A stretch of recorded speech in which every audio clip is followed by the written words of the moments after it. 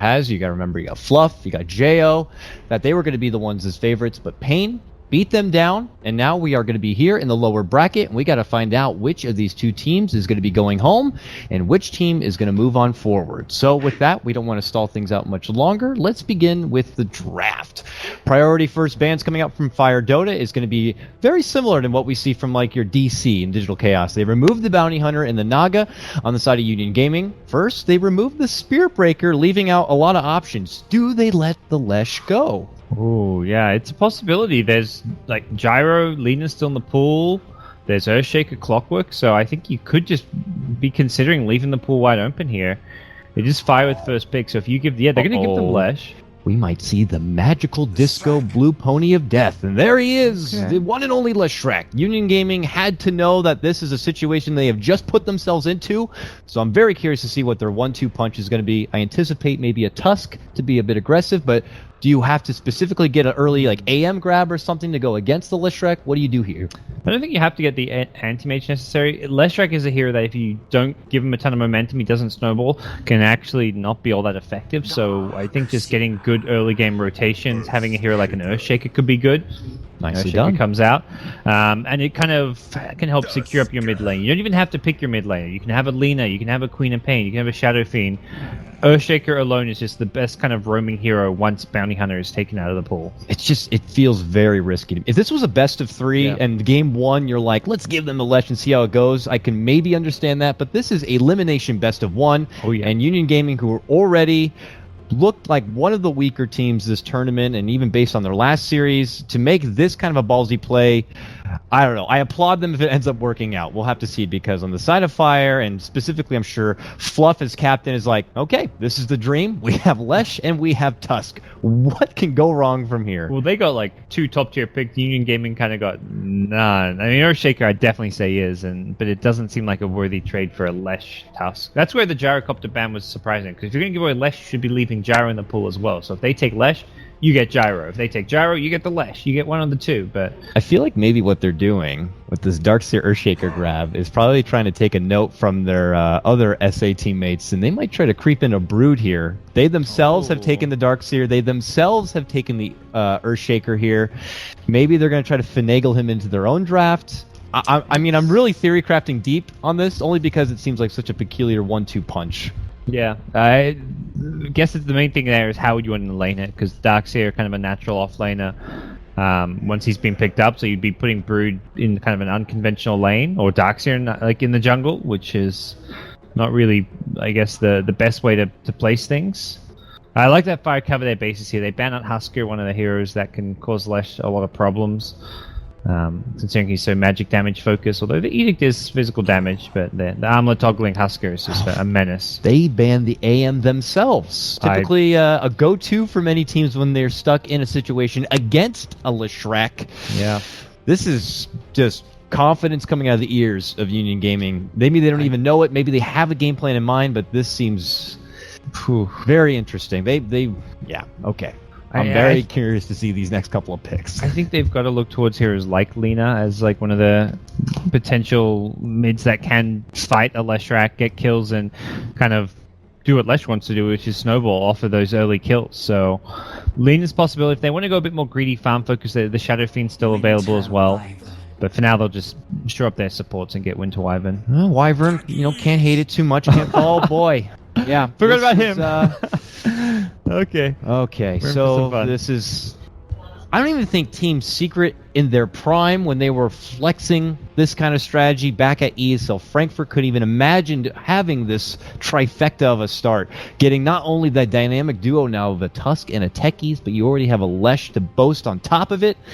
This is just getting ridiculous at this point. Gaming got to look at this and be like, okay, we got to do something about it. What do you do though? Against Tusk Techies? Oh gosh, you've got to have a ranged carry there. You want to hear like maybe a Queen of Pain of some kind. That's been my kind of go-to when you're against at least a Techies in the off lane. Just a hero that can kind of match up, be left alone a bit. Earthshaker can rotate and maybe look for a kill, same for Winter Wyvern, but for the most part you want like a hero that's pretty sustainable on their own and can actually outlane and just outlast hit the Techies. But you throw the Tusk in the mix and a bit dicey. That's where Queen and Pain is pretty good, because as soon as you see the snowball, you blink the hell away, because you're getting snowballed on. It's probably going to be a suicide. So Queen and Pain can react to the snowball and not get hit by it with that 1200 range blink. So. Yeah, the nice thing is that because they already committed to the Wyvern, with even the benefit of Arctic Burn, he can always deal with the mines and be that kind of mine sweeper from a good distance away without having to worry too much. But then again, if your Wyvern does get caught out trying to be the minesweeper, you're going to lose a pretty valuable asset in the upcoming team fight. So we'll have to see what their answer is going to be. For now, just going into a Templar Assassin, they're passing over some top options like your Shadow Fiend, like your Lina, to commit to this TA, and it takes very little time for FireDota to respond with a Dazzle of their own. Now you have that Dazzle heal bomb to go along with the Tusk. If Techies gets caught out, Shallow Grave could keep him alive that much longer to get off maybe a big potent suicide, let's say. Just seems like a pretty damn solid 4-man draft still here for Fire. Yeah, and the TA Refraction, one of the better spells to have against the Techies, and when you're just moving around, grabbing runes, you're worried about those landmine stacks, you can just have the Refraction up constantly, so it's going to take a lot of mines to actually kill you if you're a TA. Plus, you need someone who's going to be very, very selfless and be able to be fine being so selfless. Making a commitment like a Techies means you're not going to really have that secondary support of someone else who typically gets those wards and, you know, is there to babysit and help out everyone else. You know, be the nutrient for the team. Dazzle's very good where he can be very selfless, not really have too many big items on himself. If you're lucky, you can creep in like a medallion or something. But outside of that, just being able to bring in some early XP, have the heals, carry a TP if you need to quickly show up with a quick grave. He can be that selfless kind of a guy. And we're now going to be looking for the last pick here for Union Gaming. You're looking at a heavy-hitting lineup for FireDota. This is going to be what I imagine their core, their late game, their answer for this late game Notorious Leshreck, plus whatever the mysterious fifth pick could be. It better be a big one. What are the options that are left? For Fire, there's actually next to no late game. I mean, Leshrac does go late game. You get the Octarine Core and all that, and you become a beast in the late game in some sense, but you need that secondary carry. Lycan comes out. Necro 3 Purchaser does give you the true side, although Necro 3, not necessarily a hard counter techies, because it's like your true sight Necro often just ends up dying to those remotes, and you feed a bit of gold, and you maybe clear out one patch of remotes, but then there's a few more, so I'm not convinced on how well Necro... Like, rushing Necro 3, for me, has been a bad way of dealing with the techies. It's a big gold investment, and like Lycan's going to go for it anyway, so that's where this hero is good. It's not like you're going on a hero that normally doesn't get it, but we'll see. I'm not convinced that Lycan's the pick. It's another melee hero to go with this lineup, which is generally not what you want against techies, and this last pick Jug is another hero. Getting Omni Slash onto melee heroes is a lot easier than ranged carries. Yeah, I mean, he does like have the summons, have possibly the Necro book later on, could make good work of the Omni Slash and being able to mitigate a lot of the damage.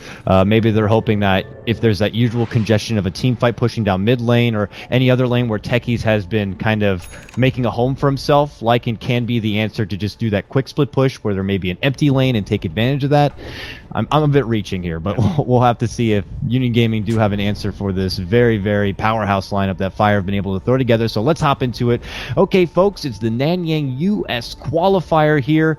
We're in the lower bracket now. This is going to be a best-of-1 elimination matchup here. Union Gaming went down 2-0, or they went down 0-2, I guess, technically, to Cloud9. FireDota went up against Pain Gaming, and they also got dropped 0-2, so we're going to see which team is going to be staying alive here. We'll briefly go over the introduction for some of these teams, but be warned, it looks like we do have a fair amount of stand-ins, especially on the side of Union Gaming here. It looks like Fire is going to be back. Fire is going against Fire. How fun is that? He's going to be playing his TA in the mid lane. It looks like Mr. Suzuya is going to be playing your Darkseer in the off lane as he heads towards the top rune. Mid lane, it's going to be Hockey playing the Earthshaker along the bottom.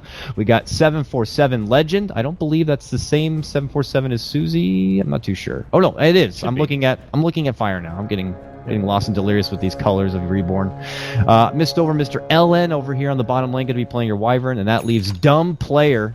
That's right, Dumb Player playing your Lycan. Yep. So see what the techie does. Early on, he has gone for landmines. Sometimes he's sitting a bit more of the maybe suicide level 1, but he's putting a few down in lane, a few down behind the tower. He's already kind of got 2 small spots going here, and they didn't do anything to actually scout him out early on, so they don't actually have any idea where these landmines are. Yeah. Normally, like, if I'm in a game, I see a techies as a support. The first thing I do, I get a TP, I go right to that off lane, and I'm like, I'm not going to let you get anything down and I don't want you to have any sort of advantage.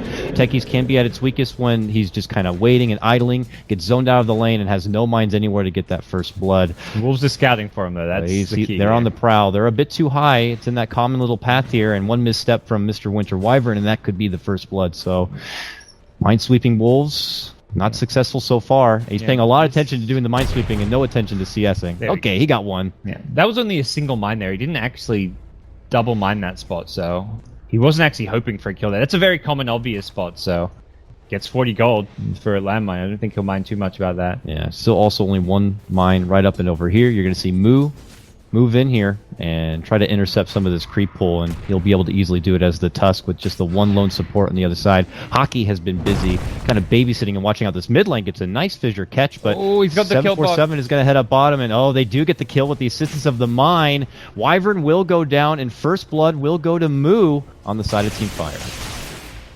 Well, Techies strikes again, and this is Wyvern's going to be kicking himself. He thought he had the wards there, and Whitebeard not level 2 yet, but as soon as he's level 2, he's probably looking for a suicide. Oh, for sure. Well, he might not get level 2, though. Arctic Burn and a fissure. Beautifully done. It looks like he's going to be going down. He gets one last ward off, and he gets the level 2, so he gets the suicide and uses it. Does put a very long cooldown on his suicide, which, I mean, he could have just died and then maybe came back and got a kill on the return. Yeah. But for now, he'll just not risk handing anything over. Yeah, puts Arctic Burn on cooldown as well as burns through Lycan's mana, so it makes the lane a bit easier for them in general. Top lane, we haven't really scouted out too much. Jo playing your Jug, taking the farm, does have to deal with that pesky little Iron Shell quite a bit, but he does have the help of Fluff nearby on the Dazzle, level into the heal, and you can see using it right there. We'll keep him a bit sustained, but your Darkseer, he's getting the levels. Level 3.5 right now. Compare that to bottom, and though Moo is technically sharing the XP, is also going to be 3.5, and they're even going to be taking out the Obs Ward here. This is a rough bottom lane right now for Union Gaming. Oh yeah, they're already getting points in the Cold Embrace now, which is, of course, nice. It blocks physical damage, so it can save you from the Tusk Techies combo, but... Force 7. It's on cooldown. Turnaround, stun. Action's breaking out all over the place. As mid lane again are getting a bit of a scurry. It's bottom lane once again where they're going to follow up, and it's Whitebeard who's going to go ahead and get the kill, taking out the Wyvern once more. Yeah, snowball shards with a landmine, and Wyvern got locked in. He just used the ice shards on Lycan, so they knew the ice shard. It's not the ice shards, the Cold Embrace. So once Cold Embrace is on cooldown, they just go on the Wyvern. And nice little combo that we see coming out. Always seems to be that freaking simultaneous breakout. Just as I check mid lane, which 19 and 4. CS game, no surprise, going in favor of Susie playing the Lesh. But they always like to trade here. Early Lightning Storm, but it's on the Refraction. And they'll just continue kind of working with it as for now. It's all about the flash farming this day and age of Dota and its meta. Lesh being king. TA is going to have to get a bit of flash farming himself, and I'm not seeing any early stacks, not in the Ancient Camp, but down here we got some stacks built up, courtesy of your Earthshaker played by Hockey, so there'll be a bit of catch-up game. In the mid-game period, though, Gods, what are your feelings about the TA versus Lesh matchup? One maybe more proactive in getting in fights, the other dedicated to farming? Yeah, TA more dedicated to farming. Lesh can roam a lot more, and we'll be probably playing around the runes that 747 finds, so... We'll kind of have to see if you get the hasty invis and have the ability to rotate around. But especially with the Tusk Techies, you can really pressure this bottom lane, take an early tower. And that's where just having the Lesh to back up the Tusk Techies works really, really nicely. So I think we'll see a much more active Lesh. It's also the nature of their lineup. They've got a Jug as a carry who's also very active. So we'll be seeing a lot more movement and involvement from Lesh than TA, I imagine. Looks like they're trying to get something set up in the mid lane here. Wyvern had been missing, smoked, and going to be spotted. It looks like they're obviously trying to put pressure on the 747, taking advantage of Fire's DD rune. They have Earthshaker looking to pincer in from one side and Wyvern on the other, but because it was pinged out and scouted, he's been putting himself in a very defensive spot. He's not going to be easy to reach, and because that space has been created, bottom lane, they just continue their siege, and the tier 1 is going to be going down with the help of those mines. Yep. Whitebeard having a pretty fun time here. He's going to continue to push things out here as he even spams landmines to push it out. And they've just left Jay alone. He can kind of handle himself against the Darkseid by himself, has healing ward every now and then if he needs to, has decent mana regen just with the Ring of Bassi, so... He can last hit just fine against the Darkseer. It does mean they're giving Darkseer uncontested experience and even some farm, but ultimately if they're winning the other two lanes as a result, it's a worthwhile trade. Still this Wyvern, just kind of hanging around mid lane, hoping for that opportunity to pop up. It's very apparent Union Gaming not getting a lot done bottom, so they want to kind of put their attention elsewhere. Yeah, but and they tried to do this when the TA had double damage, but that's worn off now, so this gets a lot harder to get this kill. And yeah, Wyvern again comes in, thought the TA was maybe going in with that trap, but a bit of miscommunication. Not happening. And even if he did, the follow-up, I don't know if it would have been successful. Moo was already on the scene, could have easily showed up with a quick snowball, set of shards, and could have been just as dramatic the other way. The problem for them is bottom lane, Techies is like a broodmother on crack at times. It's just, he is taking over this lane. He can easily push down towers, and it's very scary to go into the Techies because you just don't know what kind of setup he has down there and where it's going to be coming from. And it's not like they have any sentries on hand. So, I mean, according to our own Merlini, one of the best tactics is just to leave him alone and ignore him. Don't even bother. And that seems to be something Union Gaming are doing, at least for now. Yeah. He took one tower already, and the second tier 2 tower being pressured quite a lot, so it's not a bad tactic. I think you want to have like one hero down there who can kind of lane against him, but they haven't drafted that Queen of Pain. Mid lane, snowball flies in from Moo, coming in from the north. They're trying to break through refraction, and they certainly will. Cold Embrace will not be there from LN. Probably wouldn't have mattered anyway. They had the help from 3 from Team Fire. They're going to get the quick and easy pick onto TA, and they'll push themselves ahead. Now 3-1. Yep. And yeah, Techie's still just camped out in this bottom lane, about to hit level 6, and that's where ganking him becomes even more implausible. Yeah, this is his home now. Yeah. This is his home. The reason you leave him alone is because if you do gank him, he just suicides, and then it's like, well, you just spend a lot of time and resources trying to kill him, and you have to go back. You have to go back to base and heal up now because he probably caught you with the back end of the suicide. May not kill you, but you almost might as well be dead with the amount of time you have to take to go back to base, heal up, spend the 100 gold to get a new TP, and head out elsewhere.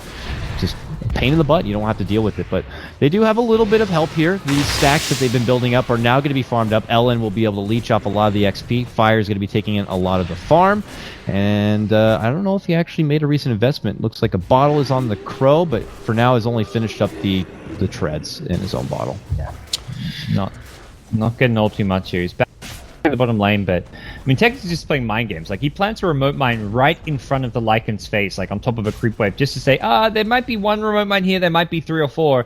You guys don't want to gank me or come at me because you don't know what's here. And it's just a single remote mine smack dab in the middle of the lane, which they saw get planted, but it's just like, well, it's scare tactics for coming out from Whitebeard, and he has just set up camp in this bottom lane. He is doing the Broodmother thing, and there's no answer to it from Union. Runes pop at that 8-minute mark. It looks like Moo will bottle up the bounty on bottom as Fire takes that Invis rune at top while making another stack at the Ancient Camp. So still a big set of farm there for your TA. If she's able to put together that first big item, whether she commits all in for the Deso to start, you know, she could hit like a truck.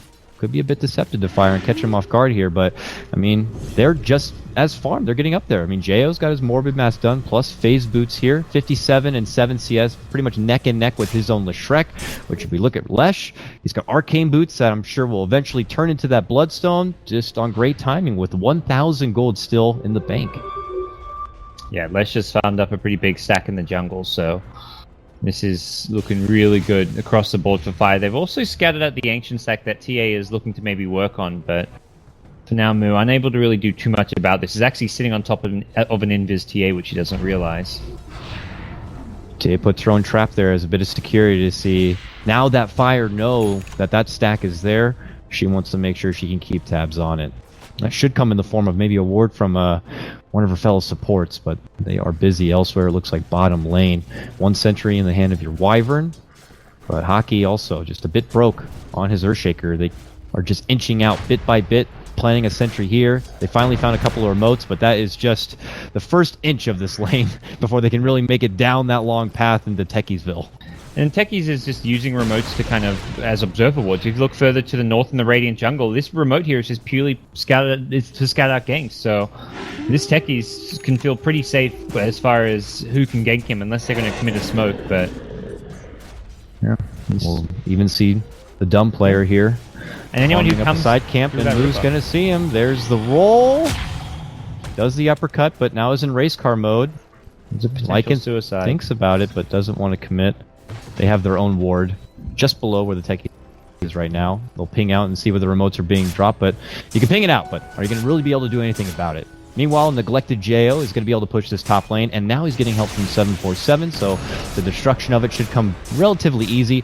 Even without any points into Edict, the standard 404 build-up on Lesh, They'll be able to easily right-click it down, but here comes LN. Long shard will connect on the Lesh. Can they finish him off here? They get the trap slow. They're moving in. A vacuum back. Ion Shell in the TA. A Fisher follow-up, and they will bring down the Goat Man. They got it done. A lot of muscle power to do it. A lot of space created because mid lane is more pressure coming in from Fire.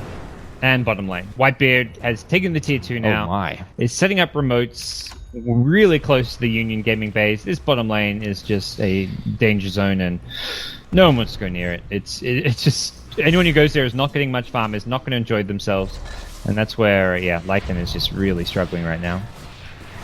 Fire on the TA wants to just quickly flash farm up this ancient camp, though it is still spotted. Moo's on the low ground here, even though there's a trap that separates the two of them. I don't know if he wants to commit. He's trying to time this out appropriately. Pokes in, sees what's happening. They do have Hockey nearby just in case with a fissure. He waits it out for now. Moo decides to move in here. Haha, mine! Grabs it with an uppercut and is able to walk away. Just being very, very cheeky here, keeping TA in check, keeping her attention away from everywhere else where there is pressure coming. They're already back at top lane again. This time the tier 1 will go down. The economy here for Team Fire has just got to be skyrocketing already, and really no surprise it is. 7,500 because of all these towers they've taken down. They've got the top 4 heroes on net worth right now. TA actually just overtakes Tusk, but it's very dire favored right now and not looking to change anytime soon. So what is the comeback factor here for Union Gaming? I mean, I'm not seeing the supports. They're able to string together the luxurious like Blink Dagger and your Earthshaker, but maybe the mech being thrown together on your Darkseer, getting some more levels, having the wall ready to go. He hasn't put a point in the wall yet, which is a little surprising. Especially with the level 1 wall now only costing 125 mana and having the max duration, but I think a lot of the comeback is the team fight. Right now, though, there is the team fights.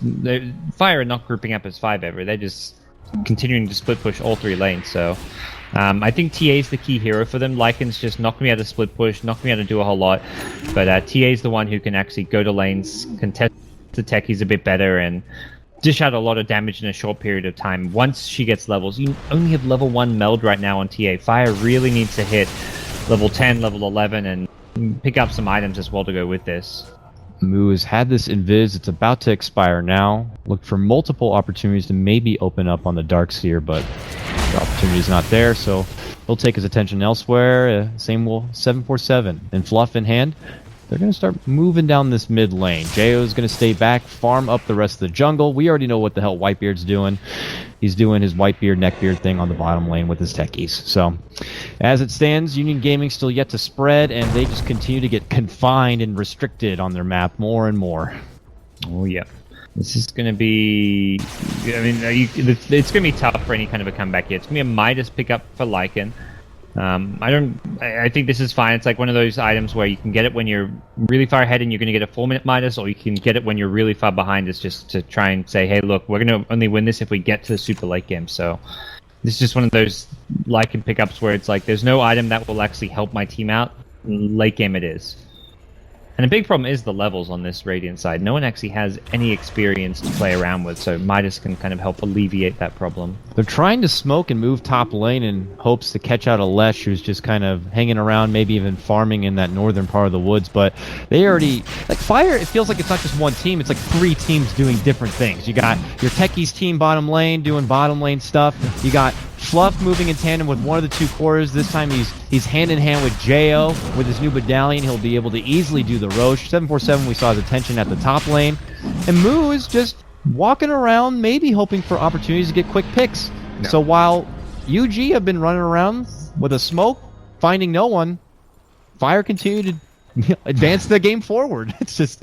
And it's very much the game plan. It's not like they're not... It's not like a bad sign, like, oh, they're not really playing as a team, like, they're winning, but it's all individual performance. Like, this is the strategy. This is what Fluff has concocted when you've gone for this techie strat where you just split the map and you force your opponents to just kind of pull their hair out trying to deal with the threats in 3 different lanes. You're pressuring bottom with the solo techies for the entire game. No one wants to deal with them. You're pressuring top lane with the Juggernaut. No one can really deal with a farm Jug, and no one can stop stuff like Roshan going down as well. So it's well executed strategy so far coming out from Fire. Yeah, I mean, of course, Fluff, their captain and drafter, a lot of credit to him. I almost call him like that mad scientist where he's able to throw together such beautiful synergies. But for this particular draft, I think it was more just kind of handed over to him. Like, you have these top picks.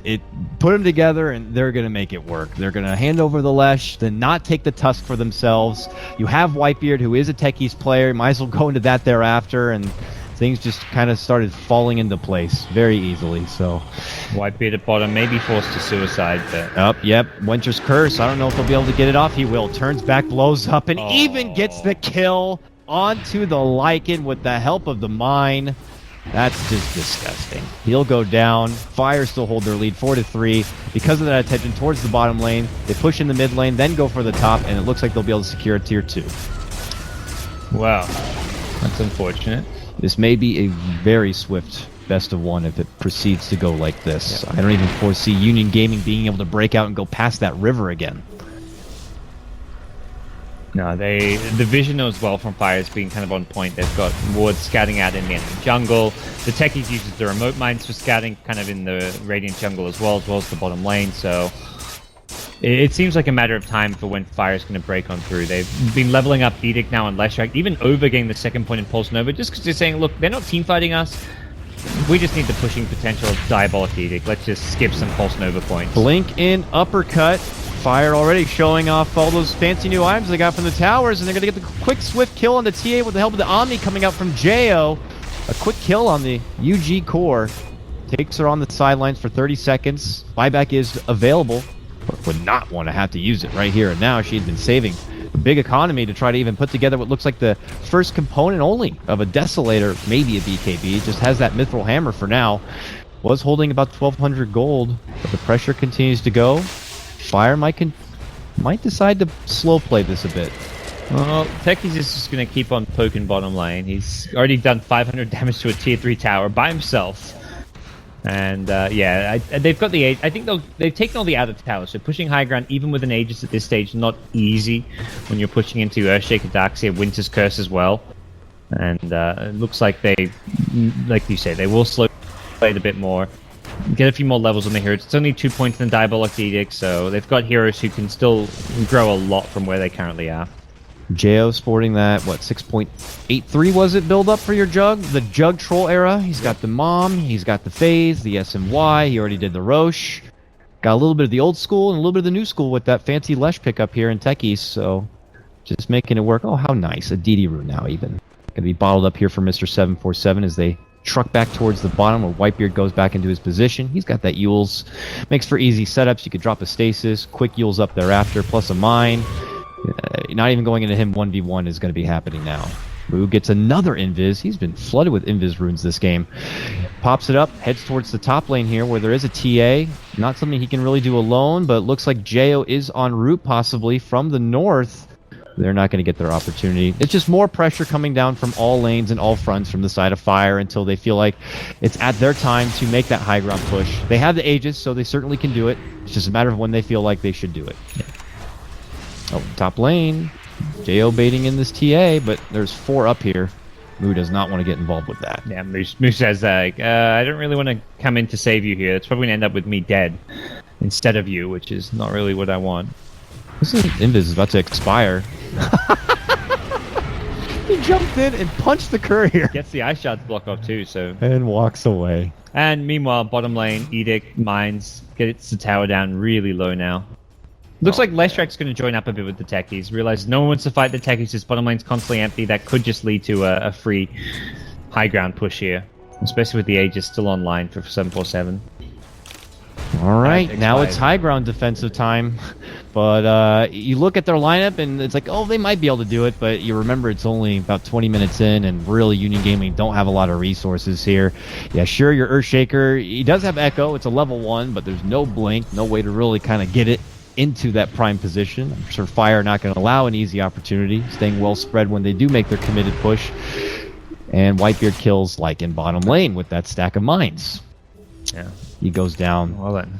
Rough game for a Lycan who's even trying to go down that greedy road, had committed for a Midas. I don't know if he's going to be able to get much after this Midas because it's already time to defend your base, and a Midas is not going to help with that. Yeah. And Fire not wasting any time on the higher ground. Level 4 Diabolic Edict, no glyph available. They will push very quickly. Tier 3 to drop here. No glyph on hand. Rax is now exposed. Fire decide to double back. They're doing it the safe way here, little by little. A tier 3 here, a tier 3 possibly there on bottom, with the help of Whitebeard. And they'll creep in, maybe go for a tier 3 top.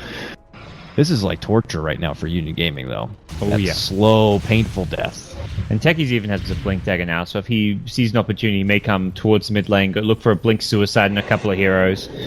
He packs a punch with that level 4 Suicide, and... well... I always enjoy the cheeky Force Staff over the Yules, so you can push them into your mines. But can't fault on Yules too much. I think you see a bit more of the Force stuff these days. And like you go back to the Yules afterwards if you want the Yules as well, but... Lycan is playing the support now. He has a couple of obs here. Apparently doesn't want to put it down on the high ground.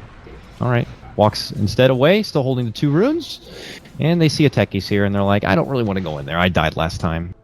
Yeah, I'll take these. Is it safe? I don't know. Okay, they see him putting down mines. This is hard to watch. I'm not going to lie, gods. This is very, very tough right now. I mean, this is just... They are just getting shoved into a corner of the schoolyard. Their lunch money is being taken away. Yep. Fire is just like, here's a noogie. Wedgie here. They should have expected this, though, gods. Going back to the draft, they let the pony go. And then the tusk.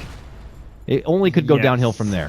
That's where those opening 2 picks kind of left me scratching my head. Like, didn't even get a Gyrocopter in exchange. They got an Earthshaker Darkseer for a Leshrac Tusk. That is not a trade you want to make with your opening 2 picks. And I mean, the Techies is one of those things a lot of teams say is like definitely out there as one of the kind of strongest heroes right now. Just most teams aren't really playing it as much as they talk about how good it is. But hey, Fire, that in the best of 1 in the lower bracket match, they'll pull out what they need to win. It's definitely a reminder to some of the other teams that are still competing in this very qualifier who may be watching right now that Fire do have a Techies up their sleeve.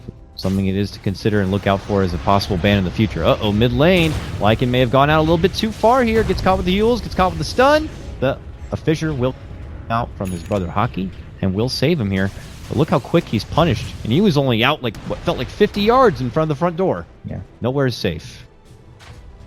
So next Roshan respawning, I think in the next minute or 2, but it may not even matter.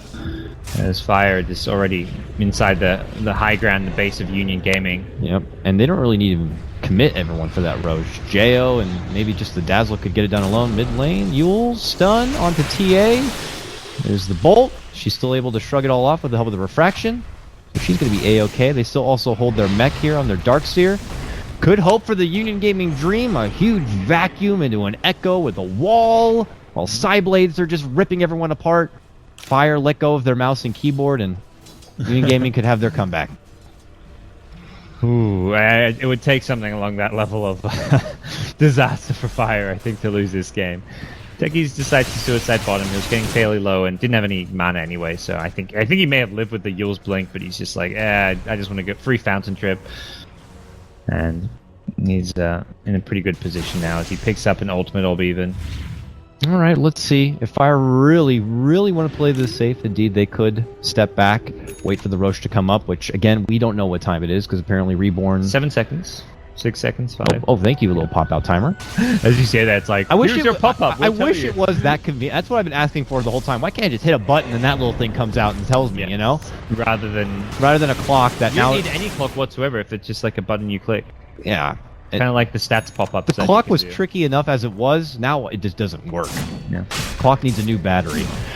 But here we go. Jo sees it's up. He's going to move in and start it at his solo. And as I said before, there is going to be a Dazzle nearby to help with that medallion, which is actually already a Solar Crest. Man, they are rich. And that will be a quick Roche, a quick Aegis, and then Fire will make their parade of a push. I imagine ascending into the base. Uh-oh. They know that they're probably doing Roche. This is Union Gaming's chance to get this Lesh. They're going to make a committed move. They got the Fissure. Do they have the time to do it? They might. Oh, he gets a big stun as they try to jump in with the Echo, and he uses it.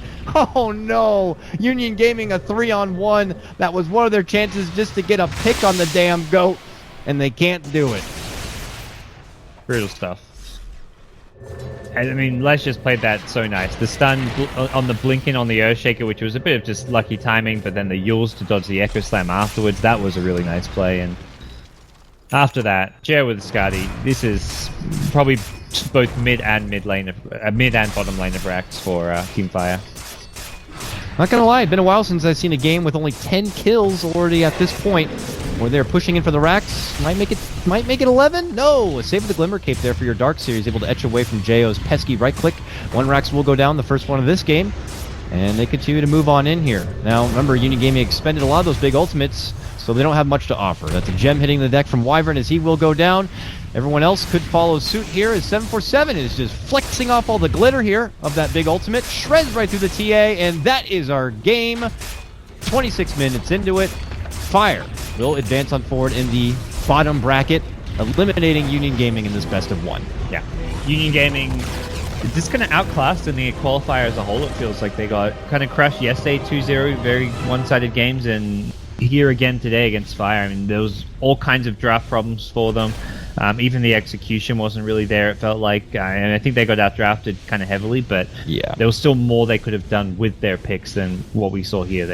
It was, 3 kills? No, they had 1 kill the entire game or something. Oh, yeah, because you got to get the suicides. Don't count. That 1 kill from Darkseer. Yeah, that was the only kill they had the entire game. And it was 4 heroes involved. You can see the 3 assists there. So with all the techie suicides, they got nothing done this game.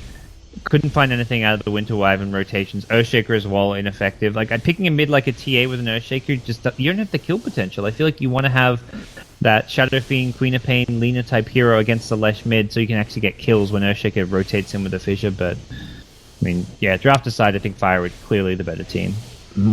When you go into a best of one elimination match, ban Leshreck, at least in this patch, for God's sakes. Yeah. So as it stands, Union Gaming, we wish them the best, give them props, but they will be done here for the Nanyang Championships. Team Fire will go ahead and advance on forward and await their future opponent, but we're not done today, folks. This is just our appetizer, our potato skins, if you will, for today's delicious meal. Coming up next, it's a best of 3 matchup. We're going to be seeing Cloud9 go